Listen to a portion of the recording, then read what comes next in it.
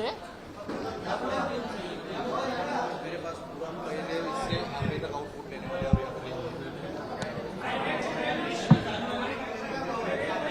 हाँ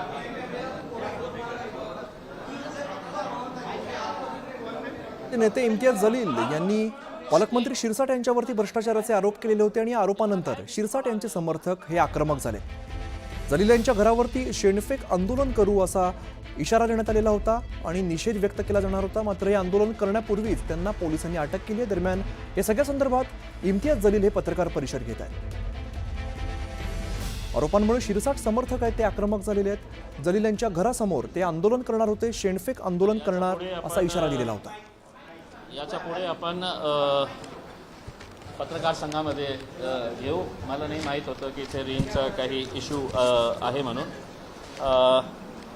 सर्वप्रथम जे आज पोलिसांचा बंदोबस्त जे माझ्या घराच्या समोर लागलेला होता आणि आता सध्या पण आहे, मी सर्व संघटना सर्व लोकांना हे सांगू इच्छितो की ज्यांना ज्यांना माझ्यासोबत चर्चा करायची आहे, एका चांगल्या रीतीने तुम्ही मला सांगा की काय तुम्हाला असं वाटतं की मी बिनबुडावाचा आरोप करत आहे।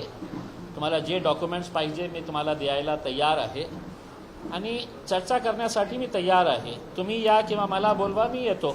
कुठे सांगितलं तर येतो मी। आणि अशा प्रकारे पोस्टर्स छापणे आणि सोशल मीडियावर हे करणं की आम्ही शेण फेकणार आणि हे करणार ते करणार करके, हे मला असं वाटतं की योग्य नाही आहे। मी कागदपत्राच्या आधारावर जे काही बोललो तो बोललो। आपण कागदपत्राच्या आधारावर उत्तर द्या किंवा जे आपल्याला स्पष्टीकरण द्यायचे आहे कमीत कमी ते बोला तर सही। ज्यांना बोलायचे आहे ते गप्प बसलेले आहे आणि उगीच जे लोकांचं काही संबंध नाही, देणं घेणं नाही, ते उड्या मारत आहे, ते मला असं वाटतं बरोबर नाही आहे। मी आपल्याला पहिलेही सांगितलं होतं की विट्सचं जेव्हा प्रकरण आलं होतं आणि त्याच्या अगोदर एक त्यांचं प्रायव्हेट मॅटर होतं, ते त्याच्या बाबतीत आम्हीही जास्त याच्या बाबतीत बोललो नाही, कारण ती मुलींनी आपली तक्रार परत घेतली होती। तर दुसऱ्या लोकांना त्याच्यामध्ये हस्तक्षेप करण्याचं काही कारण नाही होता आणि करायलाही नको। दुसरं जेव्हा विट्सचं प्रकरण आलं तर कशा प्रकारचे उत्तर त्याच्यामध्ये देण्यात येत होते की आम्ही 5 पार्टनर्स आहे, ते आत्तापर्यंत त्यांनी सांगितलं नाही की ते 5 पार्टनर्स कोण होते करके, आणि त्याच्यानंतर त्यांनी ते पण संपवलं। मग ते MIDCचं प्रकरण जेव्हा आलं 106 कोटी रुपयेचा, ते लँड कशा प्रकारे MIDCच्या अधिकाऱ्यांवर दबाव टाकून ते लँड आपल्यासाठी घेण्यात आला, हे सगळं आपण विटनेस होते जेव्हा आपण काल MIDC ऑफिसमध्ये गेलो होतो आणि अधिकाऱ्यांसोबत काही बंद दरवाजामध्ये आपण चर्चा नाही केली, सगळ्यांच्या समोर केली आपण। आणि तुम्हाला माहीत पडलं असेल की अधिकाऱ्यांकडे कोणत्याही प्रकारचा उत्तर नाही होता। आता अजून काही खूप सारे प्रकरण समोर आलेले आहे। मी नाशिकपर्यंत आता गेलेलो नाही आहे, पण साहेबांची एक मोठी 5 स्टार हॉटेलचं काम नाशिकच्या त्र्यंबकेश्वरमध्ये सुरू आहे, खूप जोरात सुरू आहे, कारण कुंभमेळा येणार आहे आणि त्याचा फायदा आपल्याला मिळावं यासाठी खूप जोरात काम सुरू आहे। मी नाशिकलाही जाईल, त्र्यंबकेश्वरलाही जाऊन ते स्पॉट पाहणी करणार आहे। पण जेव्हा आदरणीय पालकमंत्री संजय शिरसाट साहेबांनी हे सांगितलं होतं की माझ्या मुलाला आता वडापावची स्टॉल लावायला सांगू का, तर माझी प्रार्थना असेल की काशी वेळ कोणावरही येऊ नये। तुम्ही कष्ट करा, मेहनत करा, चांगला कारोबार करा। मराठी महाराष्ट्रीयन आहे, त्यांना कारोबार करण्याचा अधिकार आहे का नाही आहे? नक्की अधिकार आहे, तुम्हाला करायला पाहिजे। पण असं करताना तुम्हाला हे कसं वाटलं की आम्ही जे काही करणार आम्हाला कोणी प्रश्न विचारू शकत नाही, कोणी माझ्यावर बोट दाखवू शकत नाही, कुणामध्ये हिम्मत नाही आहे आमचे मुद्दे बाहेर काढायला। दुसरे लोक असतील घाबरलेले, आम्ही सगळं काढलेले आहे। त्यांची सिग्नेचर ज्या प्रकारे त्यांनी केलेली आहे ते बघून आपल्याला वाटतं की म्हणजे हे कशा प्रकारे हे केलेले आहे. आणि त्यांचं जे PR कार्ड आहे,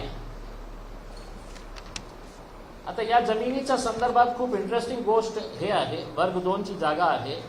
सक्षम प्राधिकरणाच्या पूर्व परवानगी शिवाय हस्तांतरास बंदी, इनाम व वतन जमिनी खासकर हरिजन म्हणून दिली. म्हणजे पालकमंत्री साहेब इतके गरीब झाले की सरकारी जमीन ही सोडायला तयार नाही आहे. हरिजन समाजामध्ये, दलित समाजामध्ये, SC समाजामध्ये काही कोण गोरगरीब लोक नाही आहे की 10 एकर जमीन तुम्ही अशा प्रकारे, आणि फक्त घेतल्यानंतर वर्ग 2चा खूप मोठा एक रॅकेट असतं, त्यांचे एजंट्स असतं. वर्ग 2ची जमीन कोणाच्याकडे आहे, मग ते देण्यात येते गोरगरीब लोकांसाठी राहण्यासाठी किंवा शेती करण्यासाठी 1 एकर 2 एकर देण्यात येते. पण त्याच्यानंतर त्यांना ते जागा पाहिजे असेल तर तहसीलदारचं थंब लागतं, आणि दुसरं म्हणजे ते कलेक्टरची परवानगी लागतं.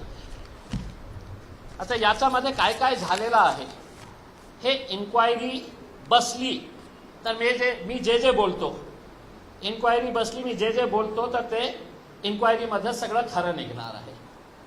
नाहीतर असंच उलट बोलणार की नाही ते त्याला अक्कल नाही आहे, ते बावळट आहे, ते वेळा आहे, त्याला काही अक्कल नाही आहे.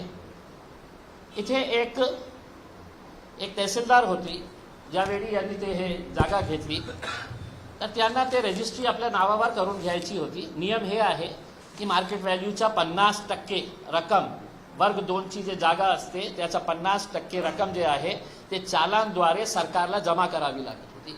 ते भरायला तयार नाही होते. मग ते तहसीलदार होती त्यावेळी, एक महिला होती, तिच्यावर खूप दबाव टाकण्यात आला. ती करायला तयार नाही होती सिग्नेचर. मग त्यांनी काय केले, एक तलाठी आहे बागडे नावाचे. आता हे बागडे नावाचे जे तलाठी आहे त्यांचा रेकॉर्ड असा आहे की आतापर्यंत 8 वेळा हे तलाठी साहेब सस्पेंड झालेले आहे. 8 बागडे नावाचे. तर पालकमंत्री आपले, तर त्यांनी काय केले, आप आइए, पत्रकार लोग बैठिए उधर, आप लोग वो पत्रकारों को बिठाइए उधर,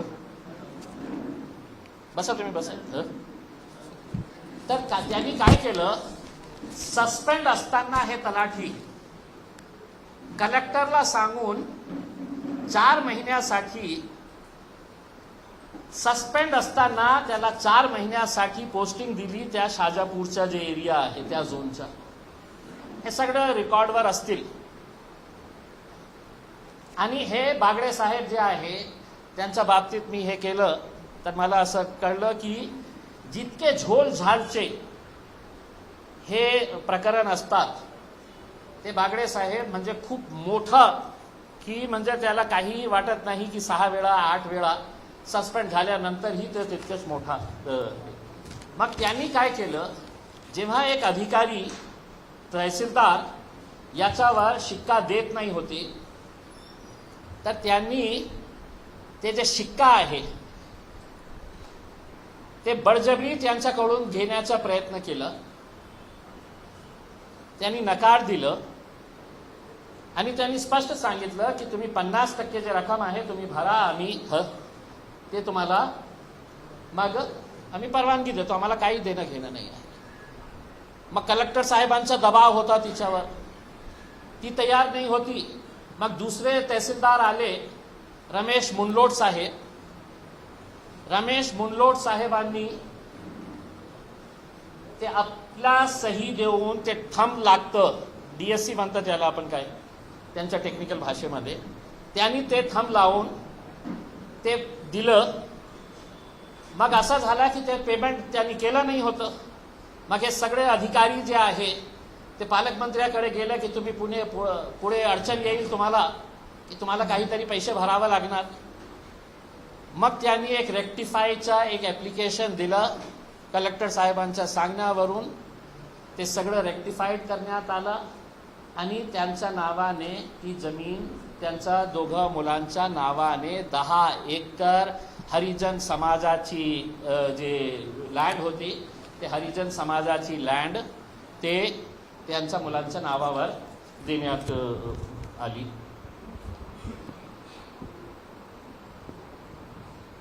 मला फक्त पालकमंत्री साहेबांना हे विचारायचं आहे की मागच्या काही दिवसापासून मी हे जातीचं आहे म्हणून हे सगळं करत आहे.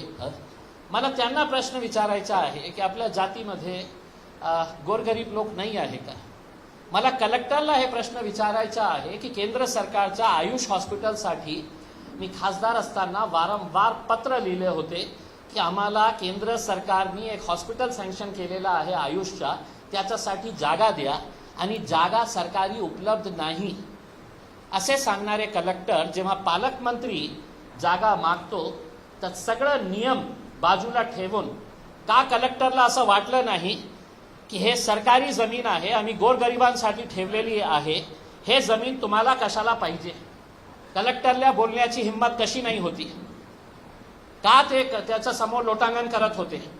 हे थेट प्रश्न जेव्हा मी MIDCच्या अधिकाऱ्यांना विचारतो तेच थेट प्रश्न मी कलेक्टर साहेबांनाही विचारतो की कोणत्या आधारावर असे मोठे मोठे धन्नासेठांना, राजनीतीशी संबंध असणाऱ्या लोकांना तुम्ही हरिजन समाजाला जे जमिनीवर लिहिलेलं आहे की परवानगीशिवाय, इंग्रजीमध्ये म्हणतो क्विड प्रो क्यो, म्हणजे आपल्या स्वतःच्या साठी फायदा करून घेणं, ज्या कुर्सीवर बसलेले आहे त्या कुर्सीचा उपयोग करून कशा प्रकारे आपण हे हरिजन समाजाची गोरगरीब लोकांची जमीन जी आहे लाटली.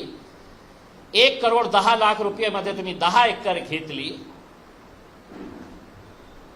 11 लाख रुपये प्रति एकर प्रमाणे, जिथे आज मार्केट व्हॅल्यू जे आहे ते 3-3 कोटी रुपयेचं आहे. आता फक्त इथे थांबलेले नाही. प्रकरण क्रमांक 2, प्रकरण हे सगळ्यावर लिहिलेलं आहे. मला थोडीशी गडबड होईल म्हणून 1, 2, 3, 4 असं याच्यावर 2 लिहिलेलं आहे.